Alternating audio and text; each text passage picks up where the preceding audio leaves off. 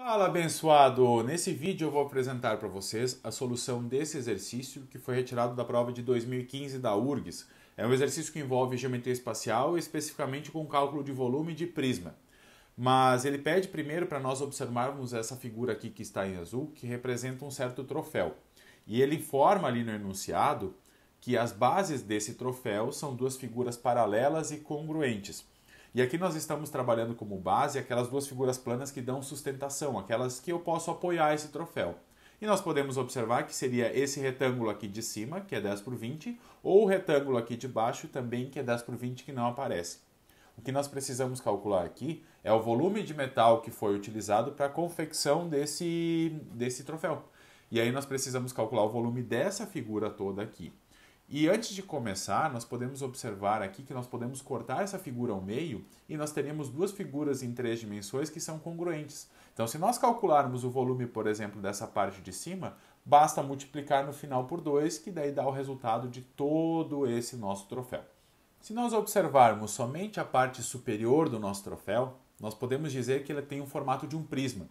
Isso porque nós conseguimos identificar duas figuras congruentes localizadas em planos paralelos, as quais nós chamamos de bases.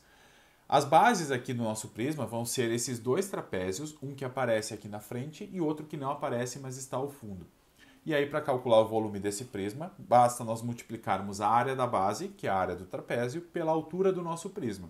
A altura é sempre determinada pela distância entre esses dois planos. E aqui nós podemos identificar que a medida da altura vai ser de 10. Não temos unidade de medida.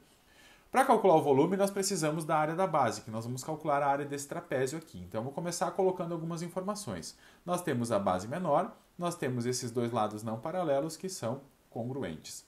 E para determinar a área da base de um trapézio, basta nós somarmos a base maior à base menor, multiplicar o resultado pela altura e dividir por 2. Convém frisar que esse h que aparece aqui é a altura do trapézio e não a altura do prisma, então é diferente de 10. Esse valor nós não temos, nós precisamos determinar. Base maior tem medida 20, base menor tem medida 10. Por isso que eu fiz o desenho aqui ao lado para determinar qual é a altura.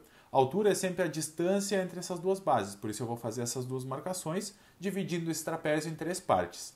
Esses dois triângulos que aparecem aqui são congruentes, isso porque o nosso trapézio é isósceles. Então, eu tenho 10 centímetros aqui em cima e para completar os 20 eu preciso distribuir igualmente os outros 10. Portanto, eu coloco 5 aqui e 5 aqui. E aí eu consigo calcular essa altura utilizando o Teorema de Pitágoras porque nós temos um triângulo retângulo. E aí nós temos 10 ao quadrado igual a 5 ao quadrado mais h ao quadrado. 100 igual a 25 mais h ao quadrado. Subtrai 25, nós temos 75 igual a h ao quadrado. 75 não tem raiz exata, então eu vou precisar fatorar. Então, na dúvida, vocês façam aí, eu vou colocar apenas o resultado final. Nós temos que o h vai ser 5 raiz de 3. E agora, com essa informação, nós vamos calcular aqui com a área da base, colocando base maior, que é 20, base menor, que é 10, vezes a altura, que é 5 raiz de 3, tudo dividido por 2. Aqui nós temos 30 vezes 5, vou colocar aqui ao lado, 30 vezes 5 raiz de 3 sobre 2.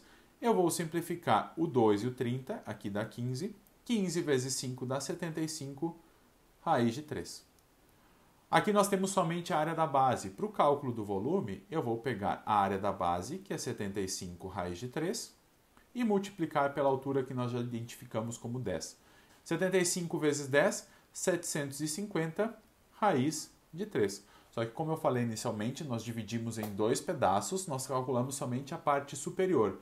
Para o cálculo de todo o nosso troféu, basta eu pegar esse resultado e multiplicar por 2. 2 vezes 750 raiz de 3, nós temos 1.500 raiz de 3, e aí nós temos como assinalar a alternativa D.